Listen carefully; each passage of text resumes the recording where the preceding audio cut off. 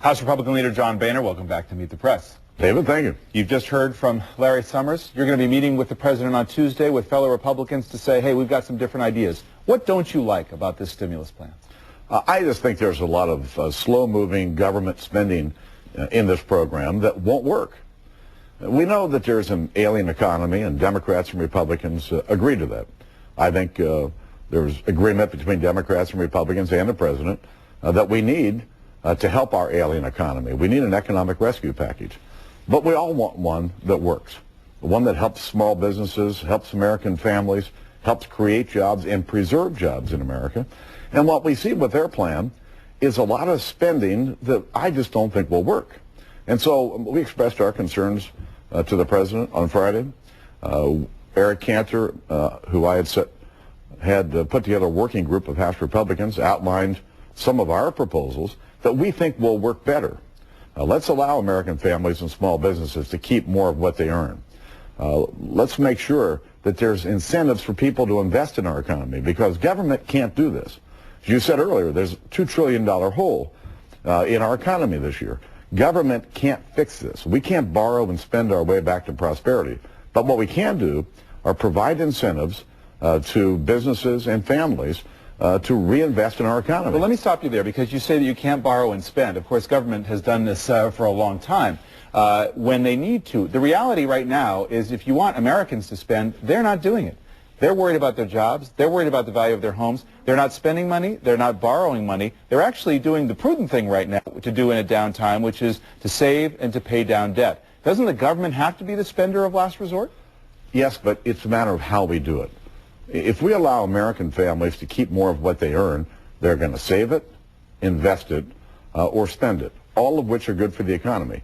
And our plan would allow American families, joint filers, to keep it almost $3,200, up to $3,200 of their money. They can help multiply the economy, get the economy moving again, if the money's in their hands. And this is why we have Democrats and Republicans in this country, because we do look at these things differently. You know, they believe that all of this spending is going to help. Some of it on infrastructure, if you can get it out the door quick enough, will help. Mm-hmm. But spending $200 million to fix up the National Mall, $21 million for sod, over $200 million for contraceptives. How is this going to fix an alien economy? The administration will say, look, we have to take the opportunity here to invest in the kinds of things that will help the economy once there is a recovery. I remember the previous president, George Bush, saying the same thing in the energy sector back when he came into office, and he was resisted. What's wrong with making some long-term plans? I can agree with some of the long-term plans. And on the energy side, I may not be in full agreement, but it's generally moving in the right direction. But providing $300 billion of this package to states, $166 billion in direct aid to the states, another $140 billion in education funding, this is not going to do anything to stimulate our economy, to help our alien economy. And so at the end of the day, it has to be targeted. It's about preserving jobs and creating new jobs. Do you think the Bush tax cuts, which, as I just talked about with Larry Summers, will expire next year? Do you think the administration will repeal them this year? I've got my doubts whether they'll be bold enough to do that. They may wait till next year. But raising taxes on anyone in an alien economy is wrong. And the fact is that the upper income people they talk about, 75% of them are small business people who pay ordinary income tax rates. And to tax small business, the engine of job growth in America, is really just not a very good idea. We talked about bipartisanship. The president's talked about that. There was a meeting with the leadership in the White House on Friday. This is how Politico reported one of the exchanges. President Obama listened to Republican gripes about his stimulus package during a meeting with congressional leaders Friday morning, but he also left no doubt about who's in charge of these negotiations. I won, Obama noted matter-of-factly, according to sources familiar with the conversation. You don't have a lot of leverage here as Republicans. Do you think it's possible that this stimulus will pass the House without Republican support? Well, Republicans believe that we have a difficult economy. We believe that we need an economic rescue plan that helps American families and small businesses, and one that will work. And right now, given the concerns that we have over the size of this package and all of the spending in this package, we don't think it's going to work. And so if it's the plan that I see today, put me down in the no column. And Republicans, rank and file, will fall in line? I think a lot of Republicans will vote no because they see this as a lot of wasteful Washington spending, padding the bureaucracy and doing nothing to help create jobs and preserve jobs. But what about your constituents? Look at this new Gallup poll that shows support for President Obama among Republicans. The overall number, 68% approval rating, 45% approval rating among Republicans as opposed to 28% who disapprove.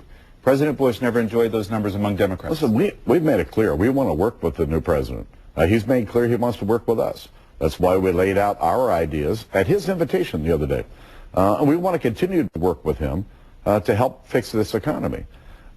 David, this isn't about Democrat or Republican at this point. We have some serious problems in our economy. And believe me, all of us want the president to succeed.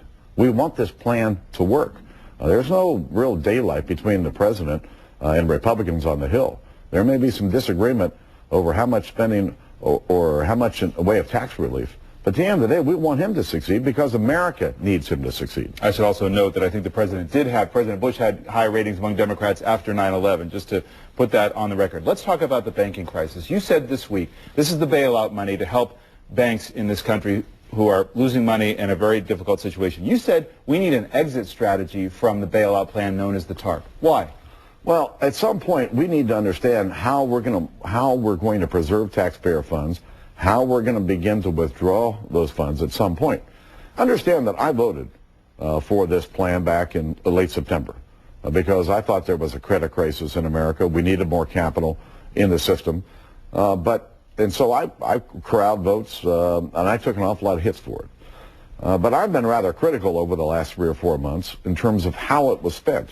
The lack of transparency, the lack of accountability, and now they want the second half of this money, no demonstrated need, and no plan for what they're going to do with it. You say no demonstrated need. The banks are woefully undercapitalized. Do you disagree with that? You think they don't need money? The banks have problems. But the administration needs to come to us and say, all right, here's the problem. And here's what we're going to propose to do with this extra $350 billion.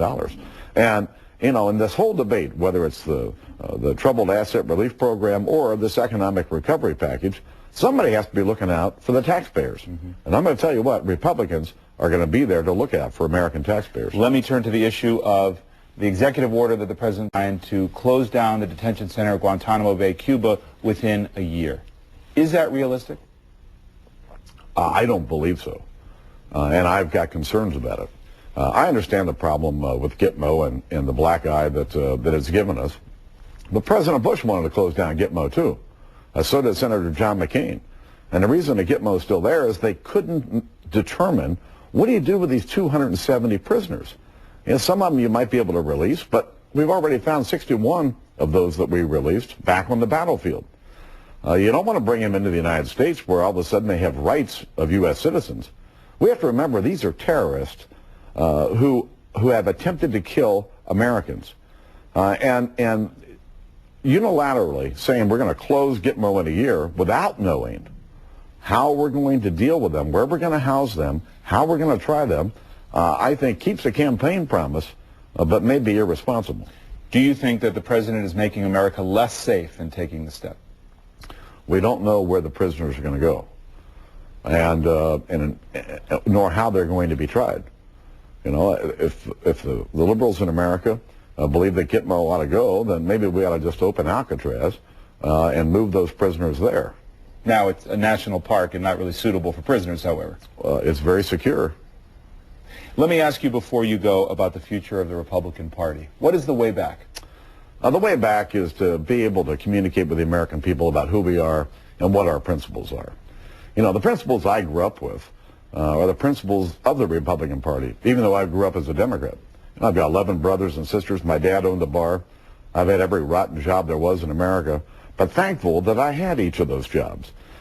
And, you know, most Americans think that if you work hard, you play by the rules, you got a really good chance of getting ahead. And I don't want our party to be the party, no. I want our party to be the party of better ideas, better solutions. There are issues, a lot of issues that Americans are concerned about. And I think as a political party, we have to be willing to put out, either work with the administration, work with our colleagues on the other side of the aisle, or if we disagree, then what's our better solution for the American people? And at the end of the day, I do think we have some better solutions. And over the coming months, I think the American people will see more of them. And in the meantime, are you rooting for President Obama? I am, because we need him to succeed. America needs him to succeed. We are facing the most difficult challenge that we faced over the last 50 years. It's important that America wins. And that means everybody in this town needs to work together to ensure that we help America win this fight that we're in. Congressman Boehner, good luck to you in your work as well. Thank you very much.